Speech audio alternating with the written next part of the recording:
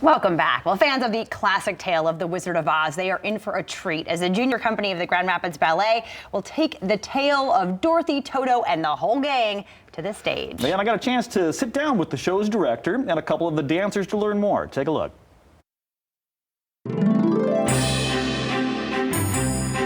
You won't have to follow a yellow brick road to get here, but you do need to come to the Peter Martin Legge Theater to come see The Wizard of Oz. The Grand Rapids Ballet School's junior production is happening. Attila here joins us this morning. He's directing the show along with a couple of the dancers, Zoe and Eliana. Good morning. Good morning. So, let's talk a little bit about the show. This should be pretty familiar to most people, Wizard of Oz. Yes, our production of Wizard of Oz closely follows the original story. So you're going to have all your main characters, and as I said, we have a couple of dancers representing those characters, but it should be a very fun show for everybody.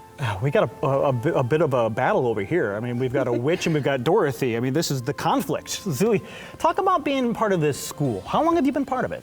I actually was here for about a year when I was much younger, and funny story, we actually performed The Wizard of Oz in the junior company, and I was a field mouse back then, so it's come back full circle. I just came back 2 years ago, and it's been amazing. I love it here so much. The productions are just, it's amazing to be a part of. And you get to play somebody wicked. Oh, it's so fun. People tend to say that the villains are the more fun roles, right, Attila? For the most part, yeah. They get to that. So we've got this book, and then we've got the movie, and there are some differences there. Is this a hybrid? Are we following one more than the other? Well, we are, with most of my ballets, I tend to follow the original storyline. So, and there was a book before, there was a movie. So, yes, there are going to be similarities that you will see, that you see in the movie, similarities that you've experienced in the book. But what you will see on this stage is basically my take on the story. Okay. And the characters, Zoe, are so recognizable. So telling this story through ballet, some stories a little more difficult to tell. This one seems to be pretty straightforward, right? Oh yeah, for sure. The eye patch might throw some people off, but other than that, it's basically the same story. You got the Tin Man and the Scarecrow and Toto. Is there a Toto? There is. Toto. Okay, good. A live Toto? And we also have, not a live Toto, no. And we also have a Timon and a lion as well. Of course. But yes, like I said, my version of the story is based on the book. So some similarities, differences. The Wicked Witch having an eye patch is one of the things that I added as an extra little element in the story. Is there added pressure when you do a story that's so well known? Because most people know this story backwards and forwards. So when you tell that story, if anything's off, if anything's different, they're going to notice. Absolutely, absolutely. You always run into that scenario when you're recreating or retelling a classic story like Wizard of Oz, for instance. Is there pressure behind it? Absolutely.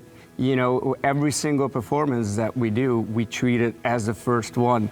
So in our minds, when the curtain goes up, it's a brand new audience that never seen the story, never heard about it, they've never seen the ballet. How are we going to tell it? I'm noticing something, by the way, for Eliana, who's wearing these wonderful ballet shoes. They're not red. No, they're Will not there red. be red slippers in this? Will there be ruby slippers? Well, Todd, you're gonna better get those tickets. Come and see the performance. Find out. I knew he was going to say that. So for anybody who's interested in maybe pursuing what you and Eliana do at this school, can you speak to a little bit about maybe encouraging others to come join this ballet school? I mean, I just love it here. It's amazing. The teachers are fantastic. I've had the best 2 years, the best training here. I cannot stress enough how much I love it. And I highly recommend joining, even if you're, say, my age and you feel like maybe it's too late to start ballet. It's never too late. And this is a fantastic school to come to at any age. We have adult classes too that you can take.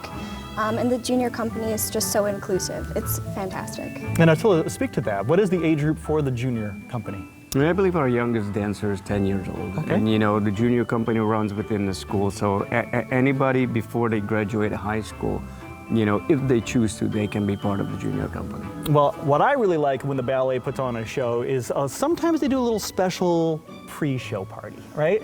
And you've got a party happening before Wizard of Oz performances. We do. The very first weekend on Sunday, we will have a beautiful Dorothy's Tea Party right downtown at Rutledge, and we invite everybody to purchase tickets to the pre-show party. You will have the chance to meet some of our characters, take pictures with them, fun activities, and also a photo booth. It's always a fun part of what we do. It really is. You get up close and personal with the dancers, maybe take some photos with them, and then, of course, see the show. Well, you want to see the show now. Oh, yeah. Right? I mean, just to see if the ruby slippers come out. Like, the costumes look fantastic. Grand Rapids Ballet School's junior company production of The Wizard of Oz is running March 10th, just this weekend through the 12th, and then the following weekend, the 18th and 19th. It'll be at the Peter Martin Wege Theater. You can purchase tickets and learn more at grballet.com. We'll be right back.